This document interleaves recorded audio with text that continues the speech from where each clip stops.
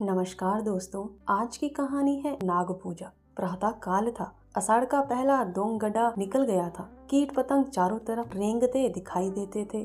तिलोत्तमा ने वाटिका की ओर देखा तो वृक्ष और पौधे ऐसे निखर गए थे जैसे साबुन से मैले कपड़े निखर जाते हैं। उन पर एक विचित्र आध्यात्मिक शोभा छाई हुई थी, मानो योगीवर आनंद में मगन पड़े हों। चिड़ियों में असाधारण चंचलता थी, डाल डाल पात पात चहकती फिरती थी। तिलोत्तमा बाग में निकल आई। वह भी इन्हीं पक्षियों की भांति चंचल हो गई थी। कभी किसी पौधे को देखती, कभी किसी फूल पर पड़ी हुई जल की बूंदों को हिलाकर अपने मुंह पर उनके शीतल छींटे डालती। राजवीर बहुटियां रेंग रही थी। वह उन्हें चुनकर हथेली पर रखने लगी। सहसा उसे एक काला बृहत्काय सांप रेंगता दिखाई दिया। उसने चिल्लाकर कहा, अम्मा, नाग जी जा रहे हैं, लाओ थोड़ा सा दूध उनके लिए कटोरे में रख दो। अम्मा ने कहा, जाने दो बेटी, हवा खाने निकले होंगे। तिलोत्तमा, गर्मियों में कहाँ चले जाते, दिखाई नहीं देते। माँ, कहीं जाते नहीं बेटी, अपनी बावी में पड़े रहते हैं। तिलोत्तमा, और कहीं नहीं जाते? माँ, बेटी, हमारे देवता हैं, और कहीं क्यों जाएंगे? तुम्हारे जन्म के साल से ये बराबर दिखाई देते हैं, किसी से नहीं बोलते। बच्चा पास निकल जाए पर जरा भी नहीं ताकते। आज तक कोई चुहिया भी नहीं पकड़ी। तिलोत्तमा, तो खाते क्या होंगे? माँ, बेटी, यह लोग हवा पर रहते हैं, इसी से इनकी आत्मा दिव्य हो जाती है। अपने पूर्व जन्म की बातें इन्हें याद रहती है, आने वाली बातों को भी जानते हैं। कोई बड़ा योगी जब अहंकार करने लगता है तो उसे दंड स्वरूप इस योनि में जन्म लेना पड़ता है। जब तक प्रायश्चित पूरा नहीं होता तब तक वह इस योनि में रहता है। कोई कोई तो 100 200 वर्ष तक जीते रहते हैं। तिलोत्तमा, इनकी पूजा ना करो तो क्या करे? माँ, बेटी, कैसी बच्चों जैसी बातें करती हो। नाराज हो जाए तो सिर पर न जाने क्या विपत्ति आ पड़े। तेरे जन्म के साल पहले पहल दिखाई दिए थे, तब से साल में 10-5 बार अवश्य दर्शन दे जाते हैं। इनका ऐसा प्रभाव है कि आज तक किसी के सिर में दर्द तक नहीं हुआ। कई वर्ष हो गए। तिलोत्तमा, बालिका से युक्ति हुई, विवाह का शुभ अवसर आ पहुंचा। बारात आई, विवाह हुआ। तिलोत्तमा के पति गृह जाने का मुहूर्त आ पहुंचा। नई वधू का श्रृंगार हो रहा था। भीतर बाहर हलचल मची हुई थी। ऐसा जान पड़ता था भगदड़ पड़ी हुई है। तिलोत्तमा के हृदय में वियोग दुख की तरंगे उठ रही हैं। वह एकांत में बैठकर रोना चाहती है। आज माता पिता, भाई बहन, सखियां, सहेलियां सब छूट जाएगी। फिर मालूम नहीं कब मिलने का संयोग हो। न जाने अब कैसे आदमियों से पाला पड़ेगा, न जाने उनका स्वभाव कैसा होगा, न जाने कैसा बर्ताव करेंगे। अम्मा की आंखें एक क्षण भी ना थमेंगी। मैं एक दिन के लिए कहीं चली जाती थी तो वे रो रो कर व्यथित हो जाती थी। अब यह जीवन पर्यटन का वियोग कैसे सहेगी? उनके सिर में दर्द होता था। जब तक मैं धीरे धीरे न मलूं, उन्हें किसी तरह कल चैन ही न पड़ती थी। बाबूजी को पान बनाकर कौन देगा? मैं जब तक उनका भोजन न बनाऊं, उन्हें कोई चीज रुचती ही न थी। अब उनका भोजन कौन बनाएगा? मुझसे इनको देखे बिना कैसे रहा जाएगा? यहाँ जरा सिर में दर्द भी होता था तो अम्मा और बाबूजी घबरा जाते थे। तुरंत वैद्य हकीम आ जाते थे। वहाँ न जाने क्या हाल होगा। भगवान, बंद घर में कैसे रहा जाएगा? न जाने वहाँ खुली छत है या नहीं। होगी भी तो मुझे कौन सोने देगा? भीतर घुट घुट कर मरूंगी। जगने में जरा देर हो जाएगी तो ताने मिलेंगे। यहाँ सुबह कोई जगाता था तो अम्मा कहती थी, सोने दो, कच्ची नींद जाग जाएगी तो सिर में पीड़ा होने लगेगी। वहाँ व्यंग सुनने पड़ेंगे। बहू आलसी है, दिन भर खाट पर पड़ी रहती है। वे पति तो बहुत सुशील मालूम होते हैं। हाँ, कुछ अभिमान अवश्य है। कहो उनका स्वभाव निठुर हुआ तो। सहसा उनकी माता ने आकर कहा, बेटी, तुमसे एक बात कहने की याद ना रही। वहाँ नाग पूजा अवश्य करती रहना। घर के और लोग चाहे मना करें, पर तुम इसे अपना कर्तव्य समझना। अभी मेरी आंखें जरा झपक गई थी। नाग बाबा ने स्वप्न में दर्शन दिए। तिलोत्तमा, अम्मा, मुझे भी उनके दर्शन हुए हैं, पर मुझे तो उन्होंने बड़ा विकराल रूप दिखाया। बड़ा भयंकर स्वप्न था। माँ, देखना तुम्हारे घर में कोई सांप न मारने पाए। यह मंत्र नित्य पास रखना। तिलोत्तमा अभी कुछ जवाब न देने पाई थी कि अचानक बारात की ओर से रोने की शब्द सुनाई दिए। एक क्षण में हाहाकार मच गया। भयंकर शोक घटना हो गई। वर को सांप ने काट लिया। वह बहू को विदा कराने आ रहा था। पालकी में मसनद के नीचे एक काला सांप छिपा हुआ था। वह यूं ही पालकी में बैठा, सांप ने काट लिया। चारों ओर कोहराम मच गया। तिलोत्तमा पर मानो वज्रपात हो गया। उसकी माँ सिर पीट पीट कर रोने लगी। उसके पिता बाबू जगदीश चंद्र मूर्छित होकर गिर पड़े। हृदय रोग से पहले ही से ग्रस्त थे। झाड़ फूक करने वाले आए, डॉक्टर बुलाए गए। पर विष घातक था। जरा देर में वर के होंठ नीले पड़ गए, नख काले हो गए, मूर्छा आने लगी। से देखते शरीर ठंडा पड़ गया। इधर उषा की लालिमा ने प्रकृति को अलौकिक किया, उधर टिमटिमाता हुआ दीपक बुझ गया। जैसे कोई मनुष्य बोरों की लदी हुई नाव पर बैठा हुआ मन में झुंझलाता है कि यह और तेज क्यों नहीं चलती, कहीं आराम से बैठने की जगह नहीं, राह इतनी हिल क्यों रही है, मैं व्यर्थ ही इसमें बैठा। पर अकस्मात नाव को भंवर में पड़ते देखकर उसके मस्तूल से चिपट जाता है। वही दशा तिलोत्तमा की हुई। अभी तक वह वियोग दुख में ही मगन थी, ससुराल की कष्टों और दुर्व्यवस्थाओं की चिंताओं में पड़ी हुई थी। पर अब उसे होश आया कि इस नाव के साथ मैं डूब रही हूँ। एक क्षण पहले वह कदाचित जिस पुरुष पर झुंझला रही थी, जिसे लुटेरा और डाकू समझ रही थी, वह अब कितना प्यारा था। उसके बिना अब जीवन एक दीपक था, बुझा हुआ, एक वृक्ष था, फल फूल विहीन। अभी एक क्षण पहले वह दूसरों की ईर्ष्या का कारण थी, अब दया और करुणा की। थोड़े ही दिनों में उसे ज्ञात हो गया कि मैं पति विहीन होकर संसार के सब सुखों से वंचित हो गई। 1 वर्ष बीत गया। जगदीश चंद्र पक्के धर्मावलंबी आदमी थे, पर तिलोत्तमा का वैधव्य उनसे न सहा गया। उन्होंने तिलोत्तमा के पुनर्विवाह का निश्चय कर लिया। हंसने वालों ने तालियां बजाई, पर जगदीश बाबू ने हृदय से काम लिया। तिलोत्तमा पर सारा घर जान देता था। उसकी इच्छा के विरुद्ध कोई बात न होने पाती, यहाँ तक कि वह घर की मालकिन बना दी गई थी। सभी ध्यान रखते कि उसकी रंज ताजा न होने पाए, लेकिन उसके चेहरे पर उदासी छाई रहती थी, जिसे देखकर लोगों को दुख होता था। पहले तो माँ भी इस सामाजिक अत्याचार पर सहमत न हुई, लेकिन बिरादरी वालों का विरोध ज्यों-ज्यों बढ़ता गया, उसका विरोध ढीला पड़ता गया। सिद्धांत रूप से तो प्रायः किसी को आपत्ति न थी, किंतु उसे व्यवहार में लाने का साहस किसी में न था। कई महीनों के लगातार प्रयास के बाद कुलीन सिद्धांतवादी सुशिक्षित वर मिला। उसके घर वाले भी राजी हो गए। तिलोत्तमा को समाज में अपना नाम बिकते देखकर दुख होता था। वह मन में कुढ़ती थी कि पिताजी नाहक मेरे लिए समाज में नुक्कू बन रहे हैं। अगर मेरे भाग्य में सुहाग लिखा होता तो यह वज्र ही क्यों गिरता। तो उसे कभी कभी ऐसी शंका होती थी कि मैं फिर विधवा हो जाऊंगी। जब विवाह निश्चित हो गया और वर की तस्वीर उसके सामने आई तो उसकी आंखों में आंसू भर आए। चेहरे से कितनी सज्जनता, कितनी दृढ़ता, कितनी विचारशीलता टपकती थी। वह चित्र को लिए हुए माता के पास गई और शर्म से सिर झुकाकर बोली, अम्मा, मुंह मुझे तो ना खोलना चाहिए, पर अवस्था ऐसी आ पड़ी है कि बिना मुंह खोले रहा नहीं जाता। आप बाबूजी को मना कर दें। मैं जिस दशा में हूँ संतुष्ट हूँ। मुझे ऐसा भय हो रहा है कि अब की फिर वही शोक घटना। माँ ने सहमी हुई आंखों से देखकर कहा, बेटी, कैसी अशोगुन की बात मुंह से निकाल रही हो। तुम्हारे मन में भय समा गया है, इसी से यह भ्रम होता है। अब क्या ईश्वर क्या तुम्हारे पीछे ही पड़े रहेंगे? तिलोत्तमा, हाँ, मुझे तो ऐसा मालूम होता है। माँ, क्यों तुम्हें ऐसी शंका क्यों होती है? तिलोत्तमा, न जाने क्यों मेरे मन में बैठा हुआ कह रहा है कि अनिष्ट होगा। मैं प्रायः नित्य डरावने स्वप्न देखा करती हूँ। रात को मुझे ऐसा जान पड़ता है कि कोई प्राणी जिसकी सूरत सांप से बहुत मिलती जुलती है मेरी चरपाई के चारों ओर घूमता है। मैं भय के मारे चुप्पी साध लेती हूँ, किसी से कुछ कहती नहीं। माँ ने समझाया, यह सब भ्रम है। विवाह की तिथि नियत हो गई। यह केवल तिलोत्तमा का पुनः संस्कार न था, बल्कि समाज सुधार का एक क्रियात्मक उदाहरण था। समाज सुधारकों के दल दूर से विवाह सम्मिलित होने के लिए आने लगे। विवाह वैदिक रीति से हुआ।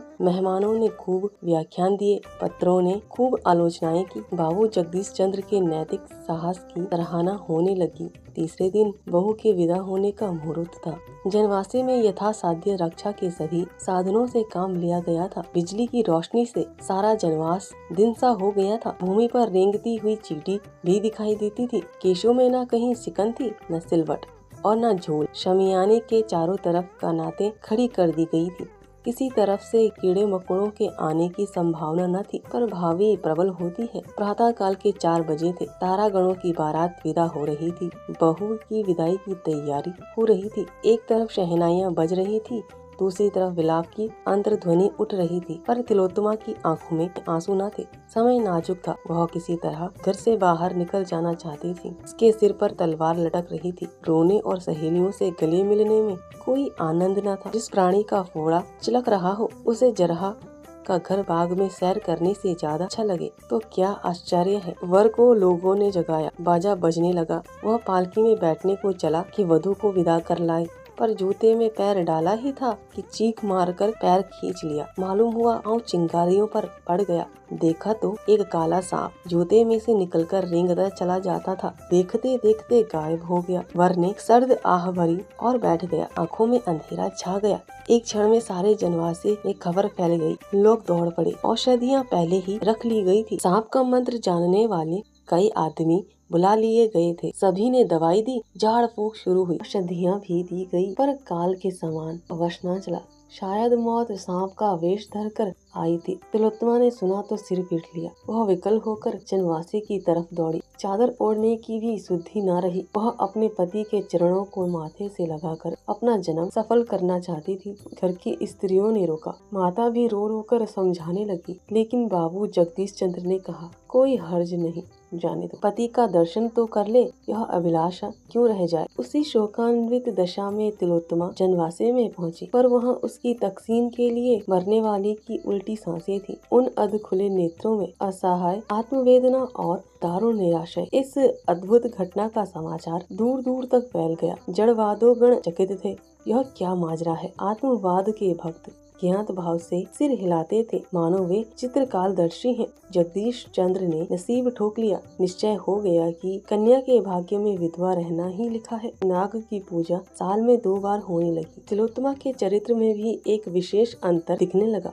भोग और विहार के दिन भक्ति और देवराधना में कटने लगे। दास प्राणियों का यही अवलंब है। 3 साल बीते थे कि ढाका के विश्वविद्यालय के अध्यापक ने इस किस्से को फिर ताजा किया। वे पशु शास्त्र के ज्ञाता थे। उन्होंने सांपों के आचार व्यवहार का विशेष रीति से अध्ययन किया। वे इस रहस्य को खोलना चाहते थे। जगदीश चंद्र को विवाह का संदेश भेजा। उन्होंने टाल मटोल किया। दयाराम ने और भी आग्रह किया। लिखा, मैंने वैज्ञानिक अन्वेषण के लिए यह निश्चय किया है। मैं इस विषधर नाग से लड़ना चाहता हूँ। वह अगर 100 दांत भी लेकर आए तो मुझे भी कोई हानि नहीं पहुँचा सकता। वह मुझे काट कर आप ही मर जाएगा। अगर वह मुझे काट भी ले तो ऐसे मंत्र और औषधियाँ हैं कि मैं एक क्षण में उसके विष को उतार सकता हूँ। आप इस विषय में चिंता न कीजिए। मैं विष के लिए अजय हूँ। जगदीश चंद्र को अब कोई उर्ज न सूझा। हाँ, उन्होंने एक विशेष प्रयत्न यह किया कि ढाके में ही विवाह हो। अतएव वे अपने कुटुंबियों को साथ लेकर विवाह के 1 सप्ताह पहले गए। चलते समय वे संदूक बिस्तर आदि खूब देखभाल कर रखे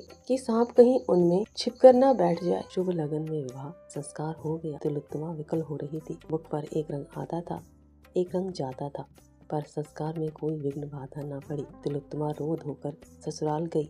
जगदीश चंद्र घर लौट आए।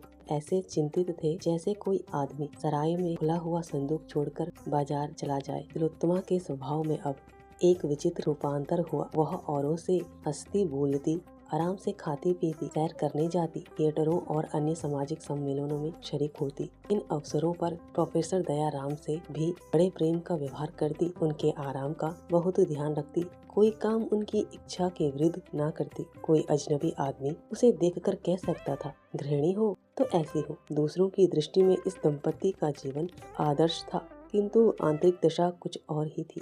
उनके साथ शयनागार में जाते ही उनका मुख विकृत हो जाता, भौहें तन जाती, माथे पर बल पड़ जाते, शरीर अग्नि की भांति जलने लगता, पलकें खुली रह जाती, नेत्रों से ज्वाला सी निकलने लगती और उनमें से झुलसती हुई लपटें निकलती और मुख पर कालिमा छा जाती। और यद्यपि स्वरूप में कोई विशेष अंतर दिखाई देता, पर न जाने क्यों भ्रम होने लगता कोई नागिन है। कभी कभी वह फुफकारने भी लगती। इस स्थिति में दयाराम को उनके समीप जाने या उनसे कुछ बोलने की हिम्मत न पड़ती। वे उसके रूप लावण्य पर मुग्ध थे, किंतु इस अवस्था में उन्हें उससे घृणा होती।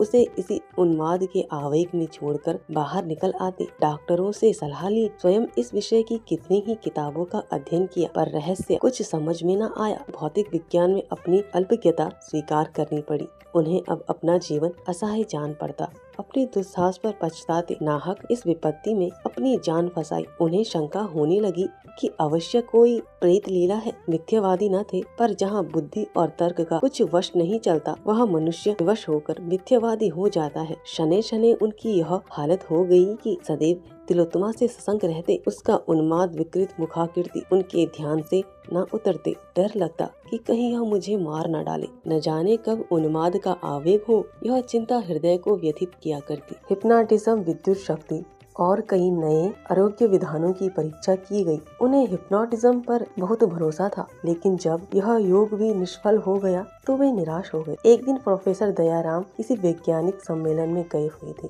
लौटे तो 12 बज गए थे। वर्षा के दिन थे, नौकर चाकर सो रहे थे। वे तिलोत्तमा के शयन गृह में यह पूछने गए कि मेरा भोजन कहाँ रखा है। अंदर कदम रखा ही था कि तिलोत्तमा के सिरहाने की ओर उन्हें एक अति भीमकाय काला सांप बैठा हुआ दिखाई दिया। प्रोफेसर साहब चुपके से लौट आए। अपने कमरे में जाकर किसी औषधि की एक खुराक पी और पिस्तौल तथा शांगा लेकर फिर तिलोत्तमा के कमरे में पहुँचे। विश्वास हो गया कि यह वही मेरा पुराना शत्रु है। इतने दिनों में टोह लगाता हुआ यहाँ आ पहुँचा, पर इसे तिलोत्तमा से क्यों इतना स्नेह है। उसके सिरहाने यूं बैठा हुआ है मानो कोई रस्सी का टुकड़ा है। यह क्या रहस्य है। उन्होंने सांपों के विषय में बड़ी अद्भुत कथाएं पढ़ी और सुनी थी, पर ऐसी कौतूहलजनक घटना का उल्लेख कहीं न देखा था। वे इस भांति सशस्त्र होकर फिर कमरे में पहुँचे तो सांप का पात न था। हाँ, तिलोत्तमा के सिर पर भूत सवार हो गया था। वह बैठी हुई आज्ञे हुई नेत्रों के द्वार की ओर ताक रही थी। उसके नयनों से ज्वाला निकल रही थी, जिसकी आंच 2 गज तक लगती। इस समय उन्माद अतिशय प्रचंड था। दयाराम को देखते ही बिजली की तरह उन पर टूट पड़ी और हाथों से आघात करने के बदले उन्हें दांतों से काटने की चेष्टा करने लगी। इसके साथ ही अपने दोनों हाथ उनकी गर्दन में डाल दिए। दयाराम ने बहुतेरा चाहा, एड़ी चोटी तक का जोर लगा कि अपना गला छुड़ा ले, लेकिन तिलोत्तमा का बहुपाश प्रतिक्षण सांप की केंडली की भांति कठोर एवं संकुचित होता जाता था। उधर यह संदेह था कि इसने मुझे काटा तो कदाचित इसे जान से हाथ धोना पड़े। उन्होंने अभी जो औषधि पी थी वह सर्प विष से अधिक घातक थी। इस दशा में उन्हें यह शोकमय विचार उत्पन्न हुआ, यह भी कोई जीवन है। दंपत्ति का उत्तरदायित्व तो सब सिर पर सवार, उसका सुख नाम का नहीं, उल्टे रात दिन जान का खटका। यह क्या माया है। वह सांप कोई प्रेत तो नहीं जो इसके सिर आकर यह दशा कर दिया करता है। कहते हैं कि ऐसी अवस्था में रोगी पर चोट की जाती है, वह प्रेत पर ही पड़ती है। नीचे जातियों में इसके उदाहरण भी देखे हैं। वे इसी हैंस बेस में पड़े हुए थे कि उनका दम घुटने लगा। तिलोत्तमा के हाथ रस्सी के फंदे की भांति उनकी गर्दन को कस रहे थे। वे दीन असहाय भाव से इधर उधर ताकने लगे। क्यों कर जान बचे, कोई उपाय न सूझ पड़ता था। सांस लेना दुस्तर हो गया, देह शिथिल पड़ गई, पैर थरथराने लगे। सहसा तिलोत्तमा ने उनके बाहों की ओर मुंह बढ़ाया। दयाराम कांप उठे। मृत्यु आंखों के सामने नाचने लगी। मन में कहा, यह इस समय मेरी स्त्री नहीं, विषैली भयंकर नागिन है। इसके विष से जान बचानी मुश्किल है। अपनी औषधि पर जो भरोसा था वह जाता रहा। चूहा उन्मत्त दशा में काट लेता है तो जान के लाले पड़ जाते हैं। भगवान कितना विकराल स्वरूप है। प्रत्यक्ष नागिन मालूम हो रही है। अब उल्टी पड़े या सीधी, इस दशा का अंत करना ही पड़ेगा। उन्हें ऐसा जान पड़ा कि अब गिरा ही चाहता हूँ। तिलोत्तमा बार बार सांप की भांति हुंकार मारकर उनकी ओर झपटती थी। एकाएक वह बड़े कर्कश स्वर में बोली, मूर्ख, तेरा इतना साहस कि तू इस सुंदरी से प्रेम लिंगन करे। यह कहकर वह बड़े वेग से काटने को दौड़ी। दयाराम का धैर्य जाता रहा। उन्होंने दाहिना हाथ सीधा किया और तिलोत्तमा की छाती पर पिस्तौल चला दी। तिलोत्तमा पर कुछ असर न हुआ। बाहें और भी कड़ी हो गई, आंखों से चिंगारियां निकलने लगी। दयाराम ने दूसरी गोली दाग दी। यह चोट पूरी पड़ी। तिलोत्तमा का बाहुबंधन ढीला पड़ गया। एक क्षण में उसके हाथ नीचे को लटक गई, सिर झुक गया और वह भूमि पर गिर पड़ी। तब वह दृश्य देखने आया जिसका उदाहरण कदाचित अलिफ लैला चंद्रकांता में भी ना मिले। वहीं फ्लांग के पास जमीन पर एक काला दीर्घकाय सांप पड़ा तड़प रहा था। उसकी छाती और मुंह से खून की धारा बह रही थी। दयाराम को अपनी आंखों पर विश्वास न आता था। यह कैसी अद्भुत प्रेत लीला थी। समस्या क्या है, किससे पूछूं। इस तिलस्म को तोड़ने का प्रयत्न करना मेरे जीवन का एक कर्तव्य हो गया है। उन्होंने सांगे से सांप की देह में एक खोंचा मारा और फिर वे उसे लटकाए हुए आंगन में लाए। बिल्कुल बेदम हो गया था। उन्होंने उसे अपने कमरे में ले जाकर एक खाली संदूक में बंद कर दिया। उसमें भूस भरवाकर बरामदे में लटकाना चाहते थे। इतना बड़ा गेहूंवन सांप किसी ने ना देखा होगा। अब वे तिलोत्तमा के पास गए। डर के मारे कमरे में कदम रखने की हिम्मत ना पड़ती थी। हाँ, इस विचार से कुछ तस्कीन होती थी कि सर्प प्रेत मर गया है तो उसकी जान बच गई होगी। इस आशा और भय की दशा में वे अंदर गए तो तिलोत्तमा आईने के सामने खड़ी केश संवार रही थी। दयाराम को मानो चारों पदार्थ मिल गए। तिलोत्तमा का मुख कमल खिला हुआ था। उन्होंने कभी उसे इतना प्रफुल्लित न देखा था। उन्हें देखते ही वह उनकी ओर प्रेम से चली और बोली, आज इतनी रात तक कहाँ रहे? दयाराम प्रेमोन्नत होकर बोले, एक जलसे में गया था। तुम्हारी तबीयत कैसी है? कहीं दर्द नहीं है? तिलोत्तमा ने उनको आश्चर्य से देखकर पूछा, तुम्हें कैसे मालूम हुआ? मेरी छाती में ऐसा दर्द हो रहा है जैसे चिलक पड़ गई हो। धन्यवाद दोस्तों, आशा है आपको यह कहानी पसंद आई हो।